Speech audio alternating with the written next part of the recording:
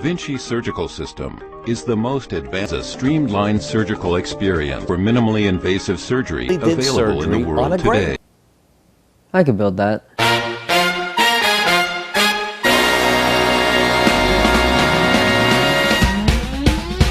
Hey, how's everyone's global health crisis going? My house is on full goddamn quarantine, and I'll probably be dead in a week anyway. Not from the virus, like a electrocution accident or something. It's actually giving me a lot of free time, and what better way to spend free time right now than to help the medical industry? Now, I can't do any chemistry or biology or like body stuff, yuck, but I can do robotics, and let me tell you, those Da Vinci surgery robotics rat bastards are ripping hospitals off. Look at this, $2 million for one shitty robot. They can spend that on a couple hundred bandages or like one ambulance ride in the US. We can build a better surgery robot for a lot less. Come on. The biggest flaw in Da Vinci's design is that it relies on these clunky, slow robotic arms for movement. Say you're operating on a patient's foot. He starts screaming out in pain. You gotta get up to his face, smack him around a little bit, make him shut up. Good fucking luck with these robotic arms. They're slow as shit and they don't have any travel distance. Instead, we're gonna mount the surgical tools to a rail system that can move anywhere on the operating table. Hey look, it's past Michael. You know it took him 5 whole days to 3D model and build one rail carriage? What dipshit. Hey man, shut the fuck up. This shit's hard. Think me, you little bitch. I'm the narrator. I'm like God. You can't kill me. Here's what the final carriage looks like. You see, it uses wheel bearings to travel up and down the slots in this aluminum rod. But Michael, you're just gonna use your hand to make it move? No, you're stupid, and I hate you. For power, we're using a brushless DC motor and an O drive to turn this into kind of like a brushless servo motor. Do I know what that means? Absolutely fucking not. I've never done this before. What I do know is someone told my voice crack. What I do know is someone told me this would be fast and very accurate. And all you have to do to put it in is I forgot to record all the sound effects, okay? Give me a fucking break. I got the motor very professionally hooked up to the driver board, which is hooked up to my computer, so we can see what this thing can do. Okay, so this is the like calibration sequence. It needs to do this before it actually runs. Oh, that's so fucking sick! I think it should be a little faster though. Oh, okay, the motor has default parameters, so you can just turn those off. Let's try it out now. Oh, bad. That's good, that's fast. Give me 1 second. Okay, you just stand right there. Whoa, that's pretty cool. We just gotta put a few of these together and it looks like this. I did a quirky little snap teleportation thing, right? That was 3 weeks ago. I'm fucking tired. But I built this test platform out of aluminum and wood that I stole from my girlfriend's bed frame. It's not like I can go to Home Depot in quarantine. It's just a prototype so I can write and test the software before I build the actual thing, but even the prototype is pretty cool. It's the same idea with the motor carriage on the x-axis, but now I have 2 additional motors on the y-axis. And on their own, they're just motors. They don't know how to talk to each other, they don't know how to cooperate. But if you write some software that can talk to all the motors, you can make it do pretty much anything you want. This is the homing sequence. It figures out the bounds of the machine by measuring the amperage of the motor on the motors when they stop.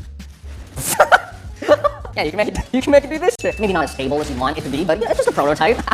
It's so stupid. So I'm drawing with my mouse right now. It looks jerky and awful, but it's actually got a really good amount of precision to it. It's gonna go in a circle from the top-down view. Like I said, this is not the final surgery robot. It's gonna be much more refined, much more medical looking, much more safe for the user. And all that movement was controlled by the code I wrote. Don't worry, I'm not gonna show it. I know everyone thinks it's boring. So it's like, I don't give a shit what you think. Look at this dynamic bounds detection routine that's fucking sick. Here's another switch. The bounds of your machine. Yeah, fuck that limit switch. It's clean. Instead, writing code that steps the motor forward until it starts using a lot of power, then you know you hit the edge of the rail. Then you know exactly where you are in relation to the bounds of the machine. It's fucking sick. Look how cool the code part is, guys. I'm gonna keep going. This part applies to scaling factors that are calculated as a function of the input. But Michael, I hear you ask. So you can move the carriage over any part of the operating table you want. Great. But how are you going to move the medical tools up and down to engage with the patient? Well, that's where the carriage utility mechanism comes into play. That's the thing that's going to move the scalpel or the clamp or whatever up and down, which is great. There's just a small problem, slight problem. Well, I built it, which is a good thing. My original plan was to have a thin piece of plastic with a motor attached to it that moves a plate. Easy. But then I saw that thing. Okay, there's no way that's going to survive, so I gotta make it a little strong. Yeah, I may as well make it go a little faster. I gotta look carry away. Now it looks like a time bomb that weighs 10 fucking pounds. So it works great. The motor precisely moves the mounting plate up and down wherever you want it to go. The thing is, I just don't know if those motors can handle 10 pounds, so we're gonna have to do a little test. Michael, why don't you just use the carriage utility mechanism to test it out? Well, it took me a long time to build, and it's fucking beautiful, so try more. It looks like it's handling small movements pretty well. Y-axis action? Okay, that's not that bad. Okay, it's fine. It'll be fine. We can probably just go ahead and make the final version. And it looks like this. I did the super hand thing again. It's in 3 more weeks. I have severe depression. Oh, Michael, where's the surgery robot? Wait for it. Oh, big reveal. This is the surgery robot. Massive payoff. Huge. I have brain damage. Behold the superior surgery robot, you Da Vinci shitterkins. It's got the cum. It's got the cable management. It's got the super fucking hard to reach driver boards. I don't know why I put them under here. I thought it would look cool. But Michael, does it even work? Does it work? Does it work? I don't know if it works. I haven't turned it on yet. I've been too afraid since it took me so long to build, so I turned the camera on so you can at least see my tears when it tears itself apart. I'm worried about this shit. So when I built it, I'm like, ooh, the cave membrane, metal strong. Metal not strong. Metal more like McDonald's plug place trampoline. But you gotta take chances when you're innovating on the next great thing. So I'm gonna turn it on. Oh god, oh please. Yeah, okay. Please don't. Yeah. Alright, the machine's working. Now we can start to control it. But Michael, where's the control? Fuck you. You are the controller. I got this new hand tracking camera off Amazon that works super goddamn well. You just get the hand coordinates from this, type in the surgery robot, and bing bang boom. Oh, boom! Fuck you, making robots. You can move lightning. You just blow your hand around. Oh, here. Oh, do surgery here. Oh, leaving there. Oh, do surgery there. On that part. Oh, do surgery over here. Now do surgery over there. And now do surgery up here. Shitty robot can't do that. You just squeeze the whole robot keeps you going. Shit, before I saw my design, searching across the nature, definitely patch and surgical with some calm. Because otherwise, it's just big ass robots. That's why I sell on Amazon. Wow, that is just unacceptable. Scalpels are gonna take a whole 3 days while it's for years. No, that's a mess. Any whole health crisis. That's far too long. If only I had an alternative. We're thinking about it. Scalpels are shitty, smaller knives. So why don't we do some bigger, better knives? Hello, we have those better people. Get tired of outdated surgical technology. Are you looking for the cutting edge in power, precision, and usability? Look no further. The future of surgical robotics is here. Look at the fucking knife. Unlike some other surgical systems, we run a cabinet test to ensure our machine has power. I'm not fucking ending the operation. Operate line. Surgery. Okay, patient. Someone's in. Someone's patient. We're over the patient. Commit surgery on the patient. Recovery anything. Strive for precision. It's a simple plan of surgery. And no exceptions. Tested for accuracy. What the fuck is that? Hey, you're just something. Not really something. Oh, shit. That's always something. Yeah. I'm not an archery, but he's supposed to know how accurate my machine is. Maybe so. Let's see if it's fighting back. I'm wondering, is this system FDA approved?